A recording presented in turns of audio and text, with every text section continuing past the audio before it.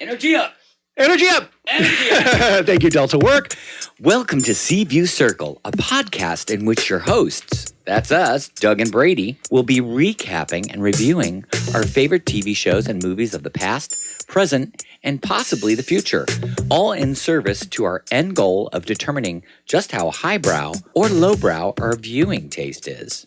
I'm Doug, and I am a DJ, musician, and full-time realtor here in Los Angeles. My name is Brady, and I am a sometime writer and sometime actor, DJ, and also purveyor of vintage oddities. Well, we both are purveyors of vintage that oddities. That is true. And we both live in Los Angeles. Okay, so how has your last week been? Because I think you've been doing some traveling, right? Where are you? Oh, yes. London? I've been in London. How was it? I've been in East Sussex, England. How was your trip? It was great. I had a really good time reconnecting with old friends of mine that I've known for many, many moons, as I did live there for 12 years, from 1990 to 2002. So I was able to reconnect with those long-term friendships. And then I also had the luxury of staying at a friend of mine's house, which is in East Sussex. And it's just pretty much completely relaxing countryside kind of thing. Jealous. Yeah, so it was great. I'm so happy that I was able to go. I'm happy to have you back because here we are today to discuss, recap, and review The Lie. This is Knots Landing, episode 4 of season 1. This aired on January 17th, 1980. But of course, you can also watch this currently on plex.tv. The writers of this episode are David Jacobs, Rob Gilmer, and Claudia Adams, and the director is Edward Perrone. Perrone, I think. Perrone? The IMDb synopsis is as follows. Secret shame. Laura is raped, lies about it, and involves innocent bystander Val in the deception. It's going to get meaty. It's going to get juicy. It's going to get real meaty. But first, I think we have a letter from the sack, don't we? Yes. Actually, I'm going to start off with some general comments that we've been getting on a lot of our posts. A lot of people have been asking if we're ever going to do a vlog, a video version of our podcast. Like, will there ever be, video of us recording this? And what do you think, Doug? It would be great. I think that will be the end goal, is to try to do that. Or maybe if we have an interview, maybe with somebody, or maybe we'll do like we have favorite episodes. I'm sure that are coming up. A couple come to my mind. Maybe we'll do like a watch along for that. So yeah, I mean, I think right now we're still kind of getting our feet wet. We're just ironing out the kinks. Exactly. Want to make sure that the audio is good before we bring in a whole nother layer of potential mess ups. Yeah. But you know what? This is the thing. You can catch us on camera live for the Dreaming Room. That is our DJ show that we do probably about once a month. And I'm sure we'll be having one coming up soon. And maybe we'll post about it on the Sea View Circle social media so that you can see when that is, if you ever would like to tune in and hear our crazy, weird musical taste. And if you wanted to catch us on social media, where could people find us, Doug? Well, so on Instagram, you can find us at Sea View Circle, and that's SEE View Circle, all one word. Or you can email us, seeviewcircle@gmail.com. Which is actually where I got this letter. If cool. you would like to read this. I'll read it. Trish from Colorado asks, in your previous episode, where did Val's diary entry come from? Was that fan fiction you came up with? Well, Trish, it was not fan fiction. It's actually from a book. Yes, it's from a book. I think it came out, I don't have it in front of me right now, but I think it's from like 1986. It's called Secrets of Knots Landing. And basically it features the diary entries or letters written by the 3 main protagonists of the show, namely Karen, Val, and some woman named Abby. I don't know who that is. Who's that? Abby? I haven't heard of We don't know who she is yet. But yeah, so the first letter, I think, was in the first episode to this imaginary neighbor, Meredith. Yes. And then the diary entry from Val, I think we did that in the second episode. Those are both from that book. We kind of edited them down a little bit because, it might be like 2 whole pages of text. We're not going to bore you with that. But yeah, we might have some more of those. And I think there might be some other books that exist out there too. I know that I saw an image of one such book, but I don't think that we own it. Is it called The Saga of Seaview Circle? It Yeah, looks something like beautiful. that. It's like this big book. I think it's full of photos. I know a lot of you out there have it. I know a lot of you have seen it. We've never seen it. So If you if wanna anybody send wants us to a send us a copy, copy, we'll got an extra actually, copy? we'll supply you with our mailing address as well. So yes, if you ever want to be featured in a future edition of Letters from the Sack, you can contact us via Instagram or Gmail, and maybe we'll feature any topic, question you might have in a future Untying the Knot segment. All right, shall we get to the episode? Let's get going. We start off once again in the Fairgate kitchen, and this is a pretty quick scene. Karen and Sid are reading the newspaper, and there is a mention of a third rape in the community. Within 3 weeks. And then, of course, Diana has actually come down to the kitchen, and she overhears that, Karen and Sid talking right, and about Karen the rape. Karen says, "Oh, this one happened in broad daylight." And Diana says, "Oh, that's weird."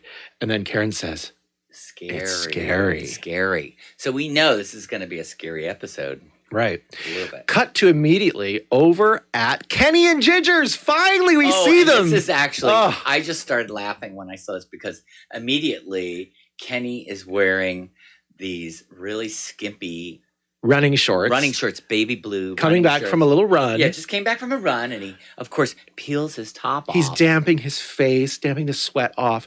And I was here for it. Take off the shirt as quickly as possible. Just stand there in the hallway. Thank you very much. Yeah, and there wasn't too much said in this scene. It was very quick. Right. Again, I think it's just the neighborhood reacting to this news that there is potentially an attacker that is loose in this area, and Ginger complains that Kenny is always coming home late from the recording studio and that she feels unsafe. So yeah, they kind of get into a little argument because he says something like, you're the one who wanted to live in a safe, secure suburb far from the city. And then he says, what does he say? He said, what Ginger wants, Ginger gets. She says something like, can we just start one morning without an argument? Yeah, so you realize they are arguing. They're a young couple, that things are not all rosy there at their household. Trust me, if he's just going to run around with his shirt off, I would be fine with it. I'm going to look at anytime I can see him take his top off, I'm okay with that. So now we move across the street to the Ewing home. Again, this is all in very quick succession, actually, these first 3 mini scenes. And now we're getting the reaction over at the Ewing house, right?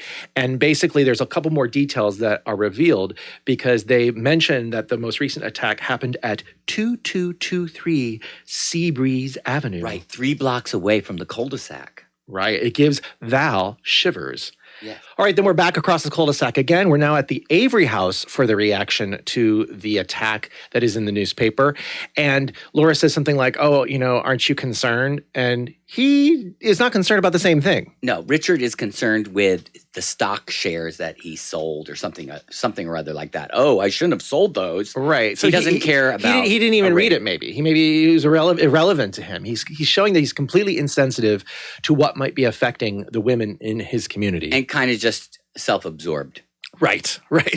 And poor Laura, she is trying to cook him breakfast. She asks him, how would you like your eggs? And he says, 3. So clearly he's not paying attention because he didn't answer her how he would like his eggs. He just said how many eggs he would like. Then, of course, she gives him fresh squeezed orange juice and he disses that. And then he asks, where are my shirts?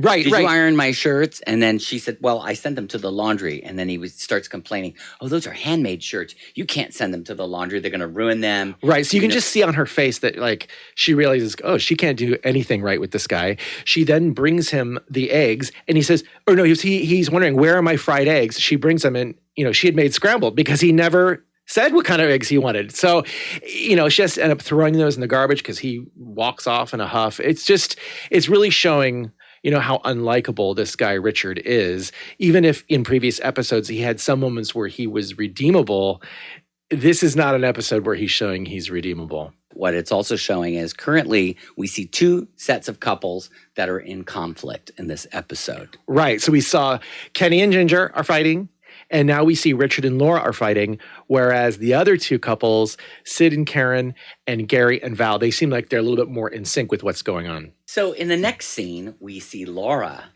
dressed up in red. Oh my gosh, she And is she's looking smashing. Looking great. She's all dolled up. And clearly she's going out somewhere. So she leaves the house. She kind of puts on sunglasses too. Like it's almost like she wants to be incognito, Yeah, she wants to be unnoticed. incognito. And she says something about well, Val walks up. Yeah, Val walks up to Apparently her. they have like a hang date or something. And she said, oh, I have a dental appointment today. Right. She says, I forgot. I have a dental appointment. So whatever we were going to do, I can't do it. And then Val just says, well, could you drop me off? Right. Because she's concerned about being home alone on the cul-de-sac. And she's going to go work with Karen to do, I guess, some fundraising or some volunteering. Right. Yeah. So it's funny because you can see on Laura's face, she's like, she doesn't really want to drop her off. She doesn't really want to drop her off because it's not in the direction of where she's really going. But she has to agree because she's made this excuse about the dentist. And Val says, oh, yeah, the medical center is just right on the way, from wherever the community center is. So Valine gets dropped off in front of this building. And when I saw the building, I thought, God, that looks really familiar to me. I couldn't quite place it. But when Laura does a U-turn. Right, because she's not going to the medical center. She's not going to the medical center. She makes a U-turn, and then she comes back, and then I could see the street sign. My initial reaction was, I go, that looks like Rinaldi Boulevard and Havenhurst. So I did actually go onto Google Maps, and I found the building. I don't know what it was back in the day, and I do kind of recognize it, but it is currently the Jewish Educational Trade School. And it's kind of mid-century-ish, design, has a very iconic staircase. And how far is that intersection from the whole Balboa area? Well, funny, you should ask. Actually, it's 1.7 miles from the cul-de-sac. I did my research there. Okay. But I recognized that, and I thought that was interesting. Also, one other thing I want to note about the car, it is not a perfect car like you would see in most television shows. It's a little bit of a beaten up, like it's got dents on the side of the car. I don't know if you noticed that. Again, it's a way of like storytelling here to show that the Averys are maybe not quite as well off as this other, the Fairgates are way more solid, right? I love the line when Val drops her off, she says, oh, hope it doesn't hurt too much. And then Laura, of course, who made up the excuse, already had forgotten it. She says, what do you mean? And Val's like, oh, the dentist? Yeah, that's funny. That's a funny line. So we cut to a scene where Laura arrives in the afternoon at a bar. And clearly the bartender knows her because he asks her if she wants her usual, which is like a White wine spritzer. White wine spritzer. With a twist. Yeah, with a twist. And did you notice that she was leaning over a cigarette machine in the opening shot there, which, we don't see too many of those anymore. And I didn't know that Laura was a smoker, but it definitely is a vibe, I would say, that with Laura the red is smoking. dress and the cigarette. Yeah, so as she's walking from the cigarette machine to sit down at the bar, every single guy in the bar leans back and is leering at her because she just looks fantastic. Now, the thing about the bar was I was hoping I could recognize it. I don't know.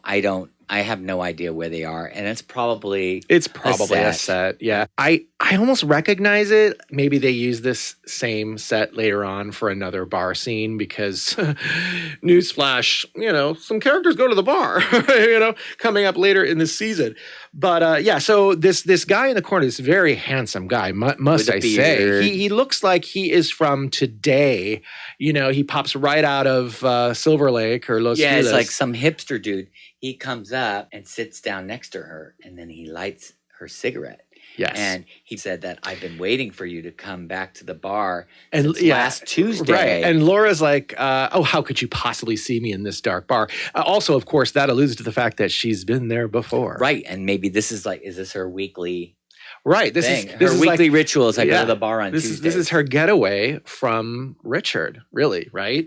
So he pulls out this sketch and he's drawn a pretty realistic looking sketch of Laura proving that he has seen her before. And she kind of giggles a little bit. She's like, oh my God, that's me. But the music starts to get a little creepy too. Yes, it does. Once again, Gerald Immel's creating that creepy music. She says something like, oh, can I keep this? And he says, only if you pose for me again. And she says, well, I'm not a model. And he says, I don't want a model. I want you. Which was like, wow, this is going to be a racy episode, isn't it? It cuts right to the next scene, I believe. And they are in already his apartment. Yeah, and his apartment is really rough. Oh my gosh, that well, I was don't know rough. if it's exactly like that graffiti on the fridge. Did he do that because he's an artist? Right. To You know, me, it's an artist pad, but it's rough around the edges. It's super rough. Like, it's not Jean-Michel Basquiat rough. It's really rough. Yeah, it's basic. Like, the walls are grimy. There is filth on the walls. But there are some cool paintings in there too. I noticed I kept thinking, those look like kind of paintings that we would have in our house. One of them kind of looked a little bit like Donna Mills. I don't know, but maybe so she's- this stranger is basically really proud of his little studio apartment. He's showing off the and refrigerator. He's showing her around to the different areas of the studio he pulls apartment. back the curtain and it's basically a tile wall. That's the view. And so she's just looking around like, this is crazy. Like, how did I get myself here? But you know what? I had to say, he's pretty cute and he's giving these little, I thought it was really cute sexy. smiles. He's got his little necklace showing there and he's putting his hand in his shirt. Like, I can see why she's turned on, but it does not go well. Right. He gets her to sit down, tells her to relax. I'm going to sketch you. And then he's like, shake your head. And she's not really doing She doesn't do it super passionately. So then he literally gets up and he puts his fingers into her scalp and tousles her hair. And then he unbuttons her top and kisses her against her will. She clearly does not look like she wants any part of this. Clearly. She says something like, this is moving too fast. I don't want this. He said something like, what's your hurry? And then he rips her dress. So then we know it's getting violent. Right. He basically pushes her down to the bed, or I don't know, maybe it's just a mattress in this joint. And she's struggling, obviously. And then he says something like, oh, you don't really want to fight, do you?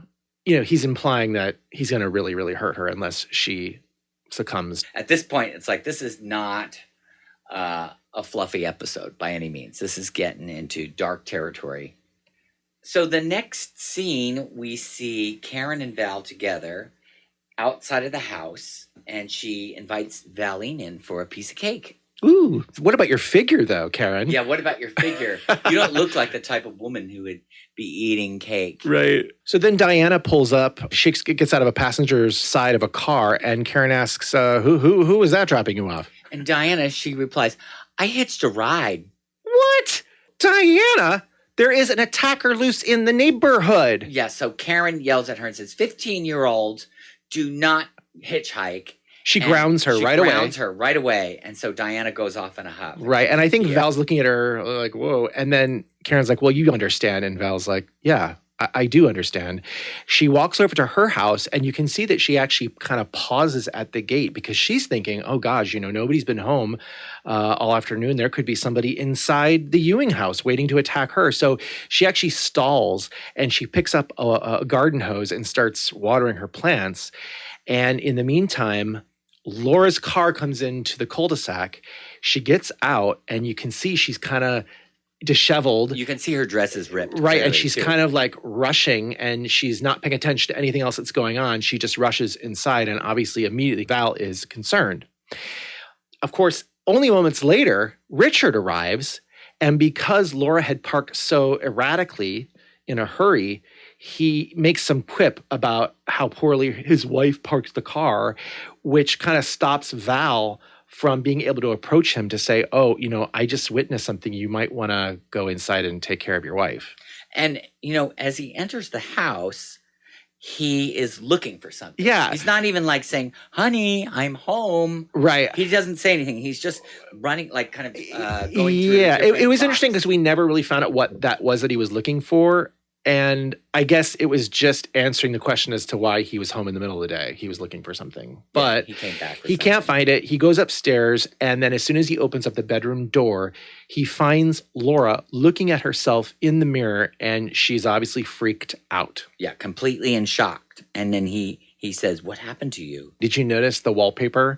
I love the wallpaper in the Avery bedroom. It really reminds me of the wallpaper that my family used to have in our downstairs bathroom on the cul-de-sac that I lived on. I will say this. We watch a lot of TV shows currently as well, modern TV shows, and we see wallpaper all the time being used. Wallpaper is back. We love wallpaper, but for the decades of like the 90s and the 2000s, wallpaper was not popular. It was not the thing. Like there was just painted walls, white, beige, whatever. So it's really nice to see the return of wallpaper in modern shows. And I love seeing all the wallpaper in these vintage shows as well. But I don't know about the headboard, if that's going to make a comeback. The headboard, yeah. The headboard with the wood and the cane is kind of dated. That's not coming back. That's not coming back. This is kind of an interesting scene because if you notice, there was no cuts. There was no edit. It basically just took him from the entrance of the bedroom. Then they kind of walk into the ensuite bathroom.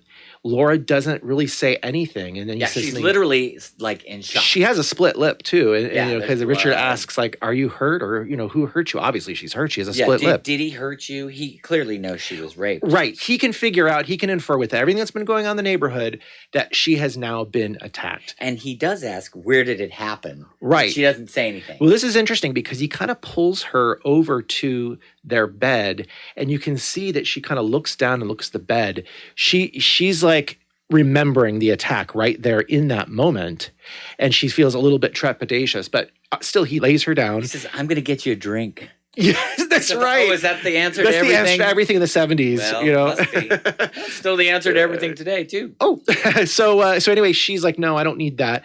And then he kind of pulls the comforter backwards over her, and he says, "I'm going to call the police. I'm going to call the doctor." And she's like, "No, Richard. I just want to lie down." Right. But, you know, he has to do that, right? Because this is becoming a huge problem here in the community, and his wife has been raped, and we don't know what state she's in physically, and we need to find out what's going on. And I was going to say that I actually found this scene at the very last part of it where Laura is crying.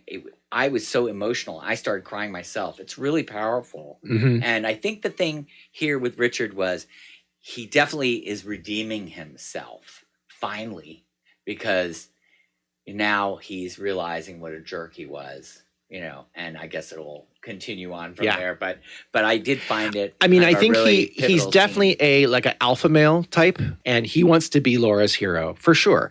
One thing I will say about this scene is that he's wearing this tie. I don't know the name of this design, but the tie is a yellow tie with like these little, I don't know what they are, little almost flowers, but they're not flowers. Oh, yeah, I know. And this tie, I swear, my dad had this tie. We're going to see this tie over and over and over again on this show, not just worn by Richard. So mark that right there. There's the tie. I remember that tie. All right, so back downstairs, Val and Karen and Ginger have come over to sort of comfort and console Laura and really to find out what's going on. I guess the police are on the scene. Police are there. I think Richard's kind of looking for signs of, breaking and entering in the door. He doesn't really find any. And I guess the thing that Richard is saying is that he's blaming himself. Right. Because he feels like if he had only come back sooner rather than going to the bank, right, he would have caught the perpetrator because, ta-da, Laura has not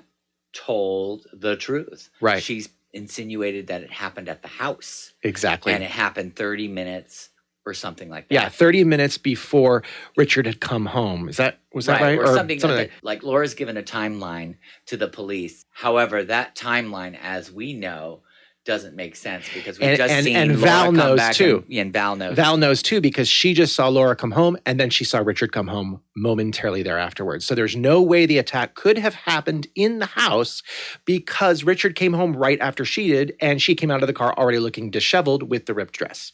I loved Valine in this scene. She had a kind of yarn bow in her hair. I don't know if you saw that. There are so many great Valine hairdos in these first episodes. I almost can't even mention them all. You know, they just keep popping up. The curls, the bows, the ribbons. It's just great. There's another great one later on in this episode. I'm sure you caught it. I think Karen, Ginger, and Val had made an idea to make dinner for Laura. So in the next scene, we're kind of seeing the aftermath of that because they're in the Fairgate kitchen doing the dishes and Diana is there and they're all very shaken by this news. Obviously, the attack happened according, to what they know at this time. It happened right next door. In the cul-de-sac. Karen says something like, it's hideous. But I'll tell you what's hideous. That weird, movable island thing that is in the Fairgate kitchen. Have you noticed that thing? That is pretty It was gross. in the last episode. It's like this weird wooden arch thing, and I'm sure it's got to be mobile that they can move it around. I don't remember this thing from the 70s. I never saw anybody with this, but it must have been a thing. If anybody remembers this item, we'll put it up on the YouTube so you can see it, the screenshot. What was this thing? It is so weird, and it's so jarring to see on screen because it's like parallel to us. You know what I mean? So you can't really see what it is. It's so weird. Anyway, Diana is doing the dishes and she's so visibly shaken by this news that she has to leave. So she leaves the kitchen. She goes up to her room. And I think at the same time, there's a knock on the door and it is Kenny. Yeah, Kenny shows up. So Kenny's actually left the recording studio to come home He came home early to console Ginger because she's freaked out as well. But there's not really much said in that moment. We cut to then Diana up in her bedroom and Karen arrives to sort of console her and help her through this very challenging topic, right? It's very uncomfortable to discuss rape to your daughter who is probably what she's 17 maybe. I'm not sure if she said she's 15. They said she was 15 as well. Oh, okay. Which I thought she was older than Eric, but anyway, that's what I heard. Okay. And I did want to make a point of some of the items that were in Diana's room, which I found a little distracting or kind of fun. I think there was a Holly Hobby picture on the wall. And then did you notice on her headboard, there were all the weird stuffed animals and puppets? Yeah, I did see some of that. That was an interesting choice. Yeah, I was trying to, for some reason I thought it was Ernie from Sesame Street, but it wasn't. It was just I was really looking to see if I recognized anyone. But anyway, that was something I noticed. Not that Karen and Diana's heartfelt conversation wasn't interesting, because it was actually really quite beautiful. It's a very delicate thing to have to say to your daughter. You know, she said something like, oh, everything's going to be okay. Laura's going to be okay. And then Diana's like, well, how? How could it be okay? And she imagines what it would have been like if it had happened to her, right? Yeah, and she said, why is it such an awful feeling? And I think what was great is Karen's kind of explanation about why this is a terrible thing, and explaining about love. Right. She said something about lovemaking is very beautiful, and then this type of situation is a distortion. Distortion of that, because it's not done in love. It's done with violence. So I think it was handled well, and I'm glad that they included this scene, because I'll tell you, they could have just as easily not included this scene and just kept going with everything that's going on with Laura. But I felt this was a nice way to show who Karen really is. You know, she is a great mother. She fights for her kids from this point on, from before. You know this in Karen. She is the best Karen we know. Yeah, what's the meme? If you're going to be... It said, if you're going to be a Karen, be this kind of Karen. And then they show a picture of Michelle Lee. Yes. Which is really cute. All right, meanwhile, downstairs in the backyard, we get like the dude perspective, right? So it's Gary, Sid, and Kenny, and they're all kind of pondering what it would be like if it had been their wife who had been attacked. And somebody says, it makes a vigilante out of you. What can you do? Right. And I think that's kind of a foreshadowing of maybe another episode coming up in this season, because I think they're trying to show that these men of Knots Landing, they can be strong for their wives. And certainly Richard exemplifies this again in the next scene, because we're back at the Averys in the bedroom, and it's kind of an awkward moment because it's bedtime and she's trying to sleep. And of course you can imagine all the things that are racing through her mind after this had happened.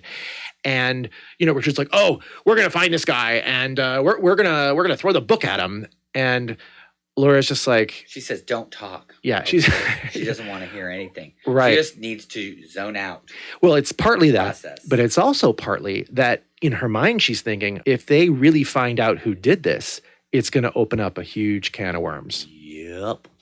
All right, so it's the next morning, I guess. Next morning, we're at the Avery's house. Doorbell rings. Laura answers the door, and in comes Valine. And Laura is like frantically cleaning. She's scrubbing the her hands and floor, knees. And she looks really crazy. And she's obviously trying to keep herself busy. I mean, I think she's probably feeling numb and probably doesn't want to have to face what's really going on, not just about the attack, but the fact that whoever the culprit is of the attack may be found out, and that's going to lead back to this lie that she has already started. Then the phone rings and it's Richard. And he says that they have found a suspect. Laura has a look of dread on her face. Right. And Valine is pretty much, do you want me to come with you? Right. And she agrees. And it is really weird because there's this weird smile on Valine's face. Is she really super excited that she's part of the in crowd? I don't know if you caught that. I didn't catch that. It was really weird. It was very. I mean, I saw it more as that she's just, she's trying to help a friend, and she again, they're all looking for purpose, right? And so if Val can be someone's guide through this experience, that excites her. That gives her something to do. So I kind of saw it as that. I mean, she knows there's also more going on, right? Well, she knows. Val truth. knows there's more going on. Right. So that's what I thought was interesting about it, because I kept thinking, if it was me and I knew that secret, I don't know if I'd be smiling. I'd be a little like, okay, let's go. I don't know. It's just a little unusual.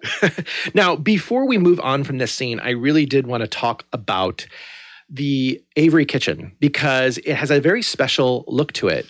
There are these kind of red curtains with white polka dots, and maybe there is some wallpaper in there as well with the same design. And then all the tile is this white tile. And as Laura is there at the kitchen sink or on the floor, all I could do was remember the kitchen from Poltergeist. And in fact, it's the same layout as the kitchen from Poltergeist. Well, do you think maybe it might have been used at the same sound stage or something? Like they recreated it? It can't be a real kitchen. Well, I did some research, because here's the thing. I don't know if you recall growing up, but certainly for me in subdivisions, the way these subdivisions were built is that there would be kind of like 3 or 4 versions of the home, right? There'd be the floor plans, right? And you could swap them, so you could have, the living room on one side, or you could have it on the other side. And what I really like about Knots Landing is they have very faithfully recreated this era in home building, where some of the houses on the cul-de-sac have the same floor plan. They have the same layout. The Ewing's house is exactly the same as the Avery's. It has the same location of the living room and the same layout of the kitchen. And the same kitchen that's in the Avery's and the Ewing's is also the same kitchen that is in the Fairgates. It's the same layout. And I remember that being in my cul-de-sac, that my best friend Susan, a couple doors down, she had the same exact layout of house. So that when I would go to her house, my bedroom was there. It was just her brother's bedroom, right? So that to me was very realistic. Now, I did a little bit of digging because I was very curious about this. I wanted to find out, was the house that was used in the filming of Poltergeist built by the same people who built the houses on Crystal Air Place? Because when I went on to look at the floor plans or look at the homes on Crystal Air Place, you can see the interiors. And whatever they did on the soundstage was a match of the original homes. That's pretty interesting. And it had to match, right? Because the windows have to match. The doors have to match. That didn't happen when they did the Brady Bunch. Right. But in this, where you're going to be somewhere for a long time with these people, they needed to match. Now, I don't think like the backyards all match a lot of times, but certainly those front rooms and the staircases, they kind of have to line up, because when they're filming at the actual location and then filming inside, you want to know that there's that continuity, right? So at the Avery's house, there's those white shutters, that you see in the living room. I looked on the house on the whatever you do, Zillow or whatever. Those shutters are in the existing house right now still. So they recreated I did them. a little digging myself too. Okay. On ZMAS, which is a thing you would use in real estate to just kind of find out about permits, etc. I do know that a couple of the houses, the Fairgate house and the house next door, were both built in 1966. Okay. And then the house next to that, though, was built in 1973. Right. That's the house we're discussing, the Avery house. And then when I looked up to see when the Poltergeist house was built, it was 1979. Now, that house actually is in contract right now because it was just on the market. Yeah, I'm sure everybody and their mother's brother. So that house is in Simi Valley on a road called Roxbury. And even though I think that the neighborhood as a whole was filmed in Agora Hills. So there's a lot, this happens all the time with movies and TV shows where they mix and match. So you can't ever really maybe tell where something is. But I don't know. I was fascinated by this particular scene. And in fact, it inspired this week's Untying the Knot.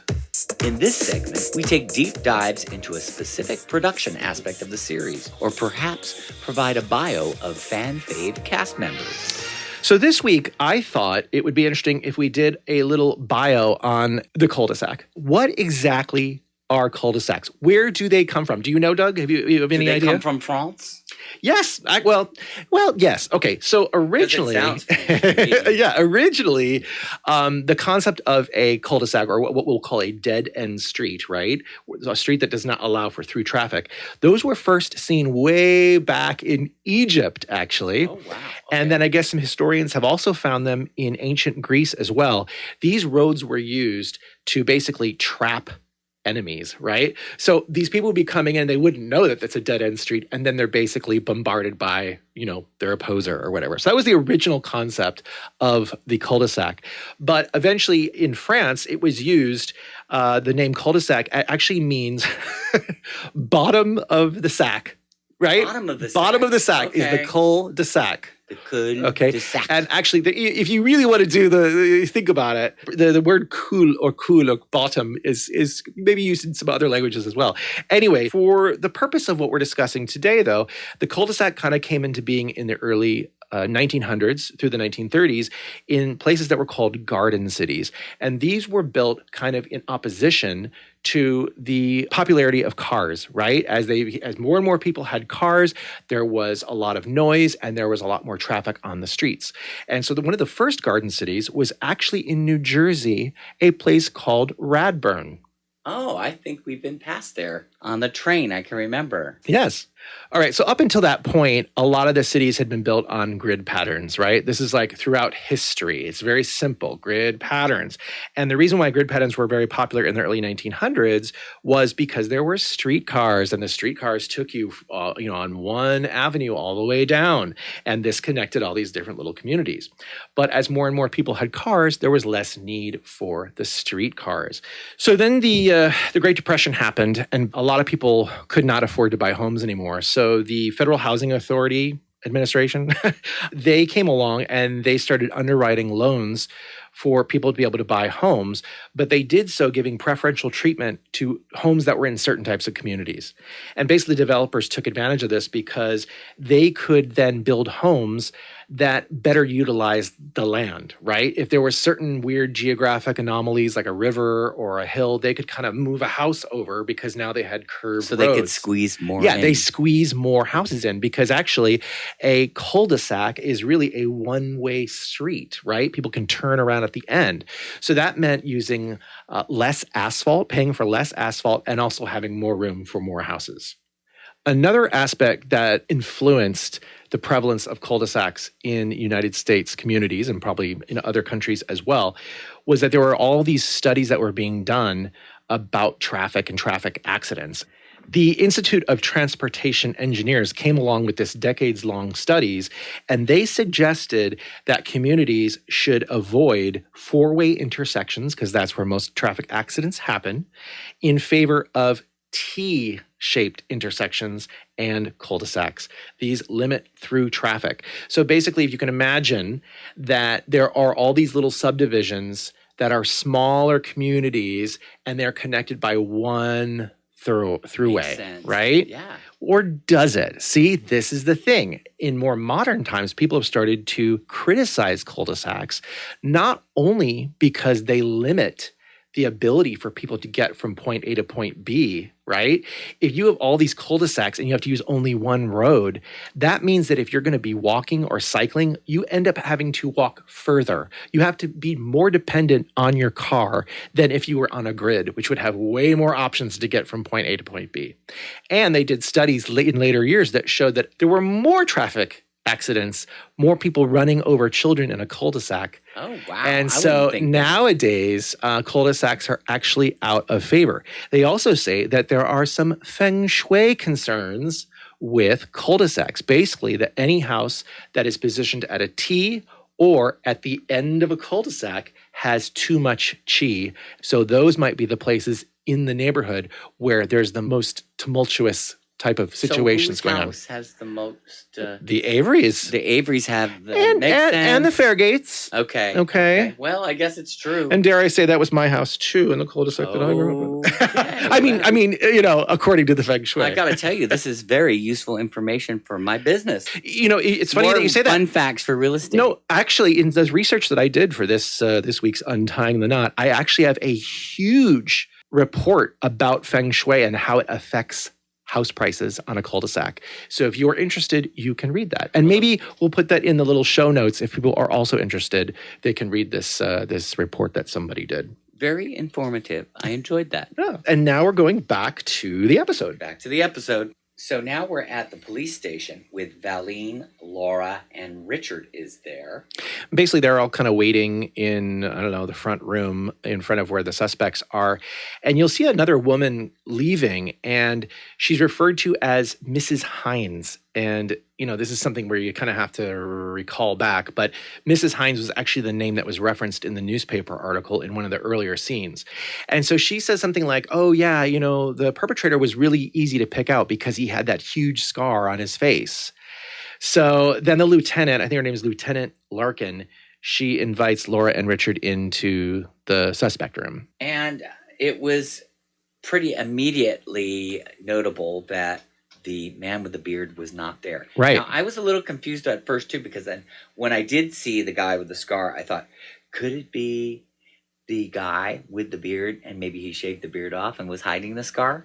I don't know if you felt that I way. didn't think that because I knew that Laura was going to use this as an excuse to throw off the scent of what really happened. This is like, in a way, kismet that this happened. I mean, not that, you know, there's two attackers on the loose, but the fact that this guy gives her an alibi, if you will, from the lie that she's already told. So when she's being prodded by the lieutenant and her husband, Richard, to say, who is it?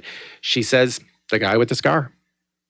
After the false identification, Richard takes Val and Laura like arm in arm out of the police station. And then he realizes I thought that was a really weird scene. I was like, oh, it's a party. Yeah. Well, in a way, he's actually really excited that this is over. They've found the guy. But then they're going the wrong way towards their car. And they see the suspect being let go by the lieutenant. And so Richard asks what's going on. And the lieutenant says, well, basically, they can't detain him because, as it turns out, according to Laura's story of when she was attacked, he was actually in the Long Beach jail being picked up for, I don't know, fingerprinting or something like that. He had an alibi. He had an ironclad alibi.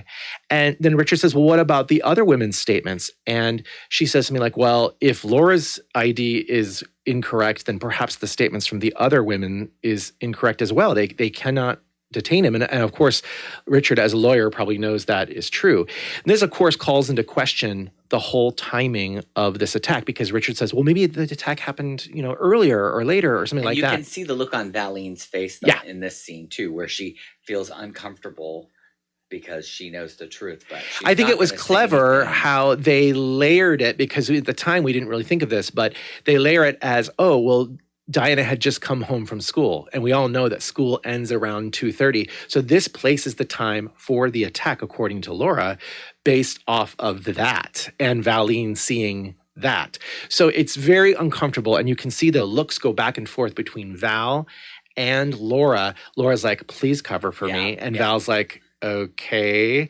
And then I think Richard takes her home, and Valine's left to just think what really went down. The next scene is the return of the groovy outdoor dining set at the Avery house. Oh, I love it. I love it. Which that was in episode 1, I right. believe. The yellow, green, and white furniture. It's just, I just love it. And so you see Laura from the reverse of the kitchen. Again, reminds me of Poltergeist. Those scenes of, you know, Jo Beth Williams. Is that her name? Jo Beth Williams? Yeah, Jo Beth Williams. And she's looking out as they're building the pool, right? It's like the same exact framing in a way. It's really weird. Anyway, Laura is overcompensating here. She's like totally on autopilot. She is making the ultimate lamb dinner here for Richard. And she's not leaving any stone unturned. She's got the coffee pot. She's pouring the coffee, all this kind of stuff. And then I thought this was really cute. I think she said she wanted to do something special for everybody, kind of just really being Susie Homemaker. Right, right. So then little Jason hears the ice cream truck, which I thought was very relatable for those of us who live in Southern California. And he is asking his parents for some money so he can buy a rocket bar. And Laura says, oh, you know, my purse is over there. Just go in there and bring it to me. And he does so, but when he fishes around in there, he comes back with a piece of paper. And what is in that paper he unfolds? The drawing of Laura done by the artist. Right. So he's really excited to see this drawing. He sees, oh, look, it's mommy. And then, of course, you just see on Laura's face, like, oh my gosh. And then Richard takes it. He's like, oh, this is beautiful. It's good. Who did it? Yeah, he's like, I want to frame this up in my office. And then, of course, she's like, oh, it's silly. He said it's pretty sexy, which I thought was like, oh my God. He said it was sexy. And then he actually kind of like feels her front side. And you can see she completely recoils in that moment. She takes it and rips it up. I should say she has a complete freak out, she did explain it away, saying that it was like some artist at the mall or something like that. It's not pretty. Right. She freaks in this moment. And so we can see that this lie is starting to really crack. We cut to outside. It's dusk. And we see Val, Karen, and Gary, and the ice cream van. Yeah, I loved this. And this I to was me, looking at, who is that blonde girl? Oh, yeah, we got some more neighbors. Is that another neighbor We got some more neighbors. But I have to say, seeing Val, Gary, and Karen sitting on the curb like that, they looked just like my parents and their friends back from this time period, the fashions, the hairdos. I can almost hear the bug zapper, when I see that scene. And I love that. And they're all sitting there kind of wondering, what can they do? What can they do to help Laura? And I think is this where they suggest maybe taking her to lunch the next day? Yeah, they suggest they take her to lunch the next day. And so Jason comes out and he's probably got his rocket bar with him. And he mentions that Laura screamed at his dad. Right, and Richard's there, and he's sort of exasperated. He's just like, I don't know what to do. And then I think it's suggested that, maybe Laura needs somebody to talk to. And Richard's like, oh, well. And then Karen kind of stops him, and she's like, no, a female friend, because this is a female experience. Yeah. Female so they experience. kind of all turn to Val. But then Val, knowing what she knows, she's like, no, I think we just let Laura, come out, talk whenever she wants to talk. Let's not let her leave her be. She needs time. Right. And it's interesting because there's a moment where Gary turns to look at her, and his wheels are spinning because he's like, why would my wife, I know my wife really well, this does not seem to be the way that she would handle this situation. She would offer to talk and offer to be there for this person. So he knows something's up. And in the next scene, you get Val and Gary talking. Oh, I love this. You seem so uncomfortable. I love this. Now, did you notice she's sitting there in bed? She's got like a legal pad or something she's writing. I thought that was very interesting. Is she writing the diary entry that we talked about earlier? Is that what she's writing? She's writing her first book. Right. I thought that was really cool because they don't really reference what's going on there in that moment. It's just there. But she said something else too. She said, we shouldn't pry. We can't do it for her. Yeah. She's saying she just needs time. And then we swap over to Karen and Sid, and they're also getting ready for bed. And Karen is wondering, oh gosh, what could we possibly talk about, with Laura? This is such a delicate situation. And Sid's like, just talk about whatever you would talk about. And Karen's thinking he's being, so blasé about it.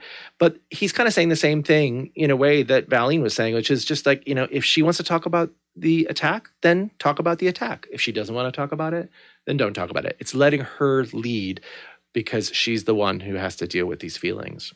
And we cut over to the Averys. Same thing. It's bedtime again. And we see Richard again trying to be there for his wife. And his wife, Laura, knowing what she knows, knowing the lie that she's been telling, she just doesn't want to hear it. She says something like, this is not the time. Then he says, this is exactly the time. I thought this was a nice scene, again, for Richard redeeming himself. Really, tender moment. He assures her that he loves her, that he wants to be there for her.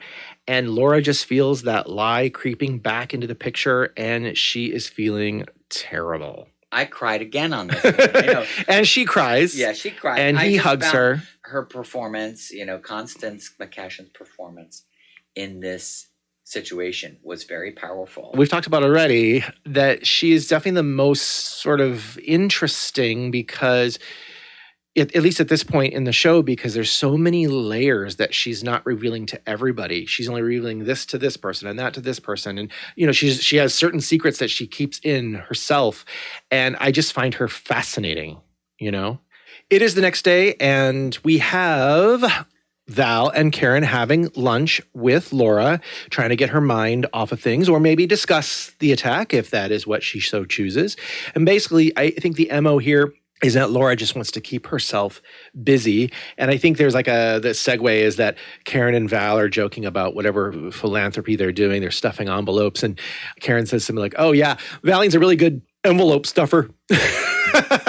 And then Laura says, yeah, I mean, maybe I'll get involved in that too. And the other thing I was thinking something about taking a cooking class. She wants to take cooking classes. Richard gets tired of the same old food or something. And that's kind of interesting because later on, if you remember... Oh, I do remember. That actually Richard's quite the culinary gentleman himself, right? Yes. In later seasons. I did want to say one thing, is that the pots and pans that were referenced in the last episode appeared to be the same pots and pans in this episode. I wondered if they used the same. Oh, I wonder. I didn't notice that, but they were good white eye. On the outside, yes. They looked the same. I mean, obviously, people can have the same pots and pans. Well, it's the same infomercial. But I just figured, well, if you're buying props, maybe that was like those props moved over to the Avery's house. Right. Oh, trust me, things definitely hop houses in this show. We will talk about it in other episodes. So Karen toasts basically to the, culinary future of Seaview Circle. I think that's actually the very first mention of the name Seaview Circle in the show right then and there. And in that moment, Laura looks out and she thinks she sees the rapist. Right. There's this weird, awkward zoom, and it zooms in to this guy coming into the restaurant. He's got a beard. She drops her glass of wine or water, whatever it is. And of course, Karen and Valine react. And then she kind of says, they're asking, are you okay? She's like, yeah, I have to go. Can we go? And I guess Valine escorts her out. And this was an interesting moment. I don't know if you caught it, Doug. Oh, tell me. Karen has the maitre d' come over. She says, Michael, could we just get our check? So that got me thinking, where are we in this? Where's Maybe the location? The country club. No. Oh, I don't know. I'm almost certain. I cannot verify for sure. I believe this is Michael's on 3rd in Santa Monica. Oh, do you maybe. remember that groovy restaurant that we would go to when we lived in Santa Monica? Yeah. It had the outdoor patio.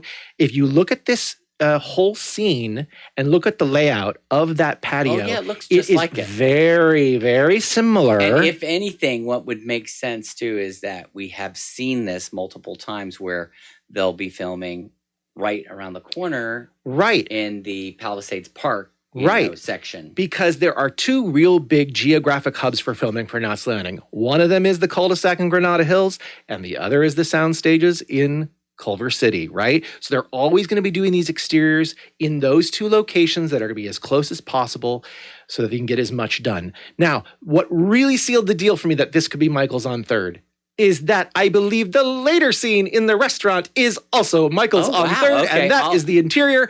And, well, I don't want to spoil it, but it felt very much that. There's that middle room, right? There's the front bar, which is where we always would be. I think it still exists, too, it does. by the way. Oh, I'm pretty sure. For anybody out there who likes this style of restaurant, the bar is really cool, it's definitely a throwback. Like, you can go especially there. The exterior is really cool. And the guy, Michael, he's been there since the 80s, the early 80s. And 70s, perhaps. Yeah, and he comes to speak to everybody who's been there. Oh, yeah. And asks you, did you enjoy your dinner? Or you just here for snacks? Like, he's very old I hear I'm talking about maitre d'. this. I can't actually verify 100%, but I am pretty sure. I'm going to look at that with a second set of eyes.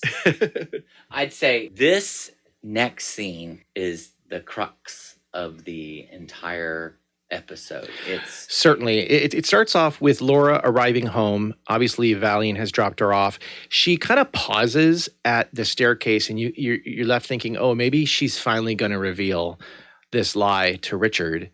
And then Valine pops through the door. And she said, oh, you left these in the car, and it's her sunglasses. Sunglasses, right. So there's this moment where Val's offering her ear, and Laura still is not into it. She's not ready to talk. But then she eventually says she's just so tired. Yeah, and she also mentions that, how did I let this thing happen? She's blaming herself for the situation. How do I let these things Yeah, happen? how do I let these things happen? Yeah. And then she kind of gives us the backstory. We learn more about her character. We learn a lot about her. We lot learned about that her mother passed away when she was 12 and that she was basically raised by her father and that she spent a lot of her youth trying to replace her mother in the eyes of her family. And she had to do a lot of struggling basically just to keep herself noticed and keep she people was doing a lot aware. of attention seeking. She felt invisible. Right. And I think it was cute how Val said, "Oh, you were probably a straight A student." And she replied back, "No, she was the person who had to struggle just to get straight Bs."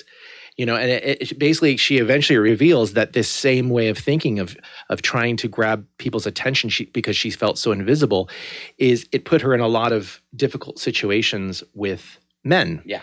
And this led her to meeting who she called Loner, Richard, the Loner.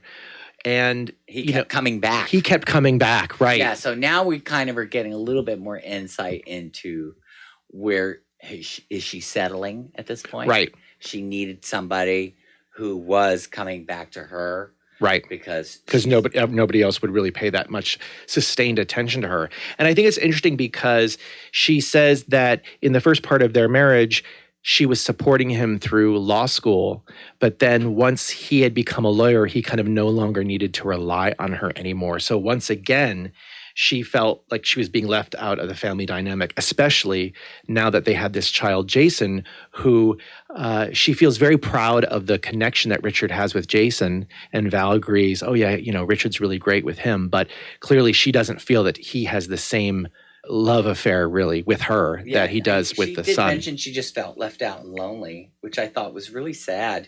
I felt so bad for her. Yeah, you can tell that she, and we thought about this too in the earlier episode where she really does feel trapped in this situation.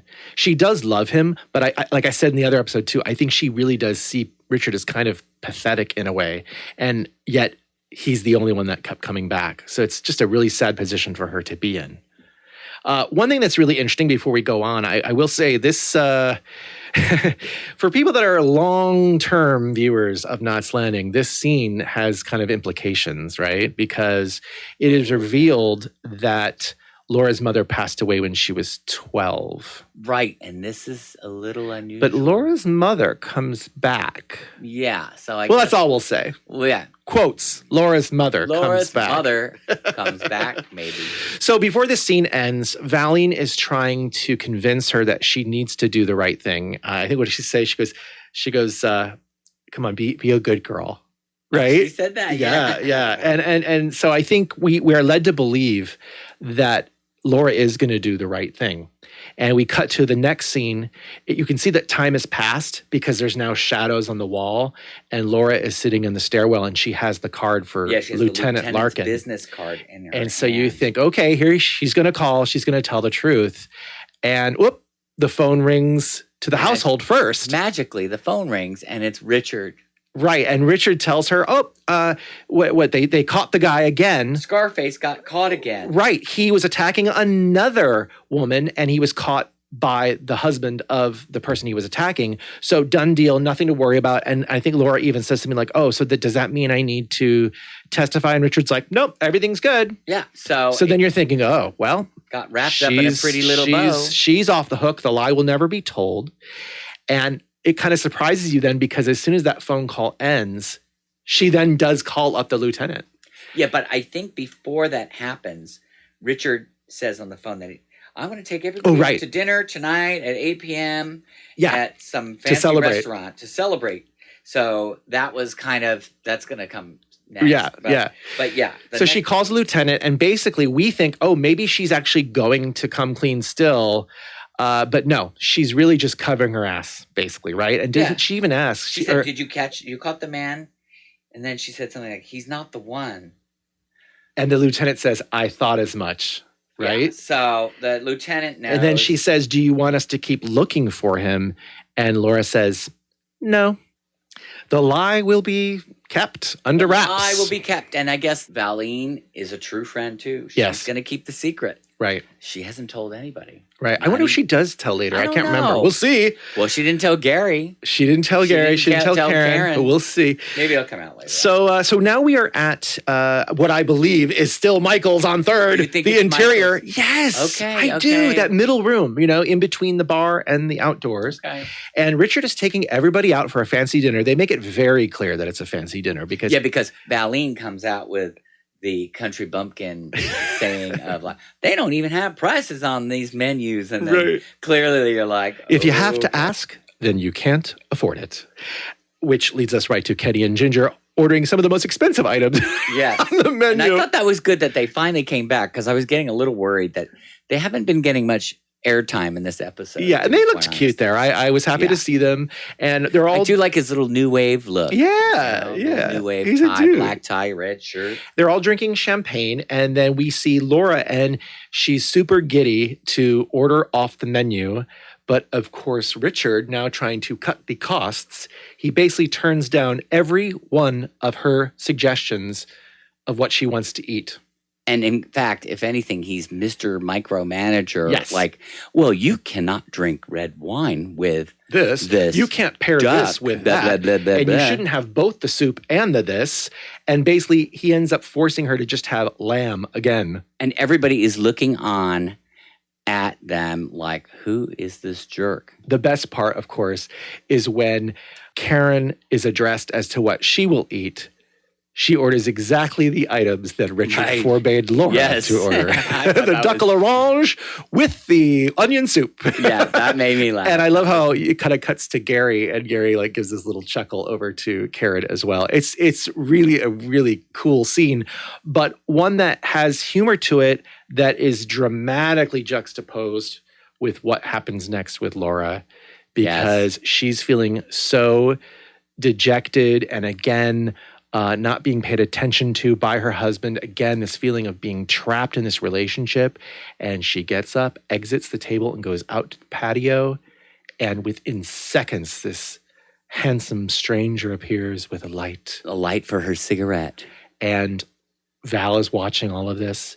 And then there's a moment when even Laura looks back and sees Val watching. Yeah. And she still goes through with it. Yep. And dare I say, I heard the first few beats of the Madonna song, Bad Girl start. Bad girl, drunk by 6, kissing someone else's lips. Smoking That's all you're going to get. Cigarettes today. Right, we can't do the whole melody because we won't be able to monetize this podcast, but this is the bad girl that Madonna is singing about in that song. It's Laura Avery, shockingly. Yeah, and I loved the way that the mystery was not solved.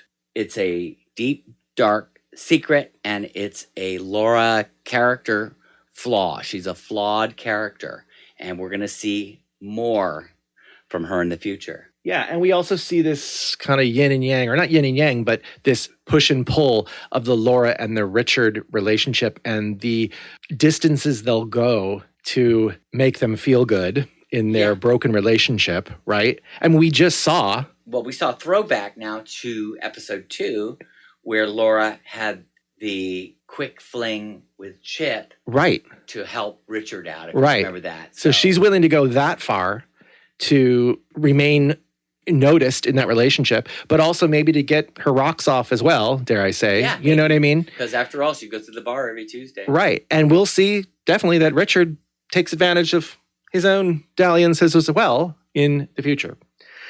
Okay, so what do you think about the overall aspect of this show? I mean, I think that it felt, again, like another scene from another marriage. Again, David Jacobs' original idea.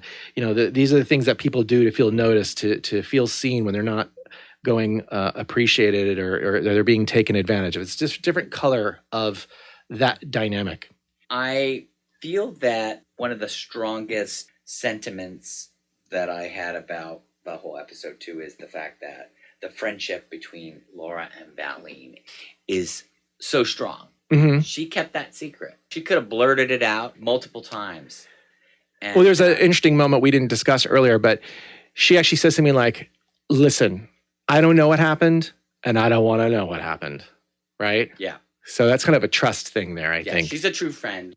I would say that was one of the best scenes. That scene was one of the best scenes. I also liked the scene with everybody out by the ice cream truck, just visually, that felt very good to me. And of course, I think the last scene in the restaurant is really good because it's a balance of humor and also drama and sort of foreboding. What did you think was the best scene? I really did enjoy her heart-to-heart with Val and talking about her growing up. Because again, it felt very real to me that she was kind of tortured. And so, we learned more about her. It's nice to learn more about the characters. I'm taking this in with the fresh eyes. Yeah. Like, I don't remember this episode that specifically. So seeing it again and really like analyzing it, you really feel it. One thing we were also introduced to in this episode was what I will call Laura's theme. And it is a piece of music that we will hear again, actually even much later, I think, in the series. Won't get into too much of that. But I guess that was composed by Gerald Immel as well, who we discussed in the last episode. Gerald Immel. Laura's attacker was played by a gentleman named Christopher Allport. I don't know that his name was ever actually mentioned, but in IMDb, he's known as Martin. And he was a working actor up until 2008. He was in a lot of popular shows from the 70s. He was also in an episode of Mrs. Columbo. Oh, I love Mrs. Columbo. We're big Columbo fans. So strangely, like the last co-star that we had in the last episode, this gentleman also stopped acting because he had passed away. Oh, no. But this gentleman died in an avalanche. Oh, my God. No other information. Talk about dramatic. Yeah, I'd say. Wow. So, all right. So I guess at that point, I think we've covered all the bases here. So we're coming in for a landing now on this episode to get right down to the lotus point, our gauge of how lowbrow or highbrow a show, movie, or series ultimately is. What did you rate this fourth episode of Knots Landing, Doug, on the I brow gotta meter? say, I think that it's getting better as the season goes on. So my last brow meter, I think I was at a 4, but I could give this a 4.5 out of 5. I'm right there with you. Really tight. I'm right there with you. This is like, it's drawn me in. It's funny because a lot of times when we talk about Knots Landing and people are like, oh, I don't know that show or whatever. And I'm like, we're always like, it's really good. Like, it's really good. It's really solid. It's really relatable. And people just think, oh, it's a nighttime soap opera. Like, it can't be that good. It's going to be totally stupid. No, it's actually pretty well crafted, as we're seeing even in these very first episodes. They're pretty high there up on the brow meter. And I would say, and we've talked about it before, but like it's still relatable, even though it was like filmed, over 40 years ago. The topics are human topics. I think maybe one of the reasons also that maybe we find it more relatable is because when you're watching this younger, maybe certain things haven't happened in your life. That's true. And as you get older, you're like, I know this person. I know this person. You know what I mean? This is true. I mean, yeah, you get more out of it. Yeah. Or you get different things out of it at different ages. Yeah. So for sure. Totally. All right. So before we let you go, we're just going to give you a little reminder that we'd love for you to subscribe to this podcast wherever you may be watching, whether it's on Spotify or listening on Spotify, watching on YouTube. You can also like the particular episode, or you can rate the episode. You can share with your friends and let them know that you're having a great time over at the Sea View Circle, because we'd love for you to join. Yes. And if you have any other questions or concerns or anything you want to communicate to us, you know that you can reach us on our Instagram, which is at seeviewcircle, or you can also email us at seeviewcircle@gmail.com. All right. So, Doug, what is coming up next? Well, next on Seaview Circle, Lily Mae Clemens, Val's mother, turns up in Knots Landing to visit her daughter. Valine confronts her over being abandoned as a child as Lily Mae pursued her music career. As ghosts from the past come back to haunt the mother and daughter, they begin to put the past to rest. Oh my gosh, I only hope that Lily Mae brings her harpsichord.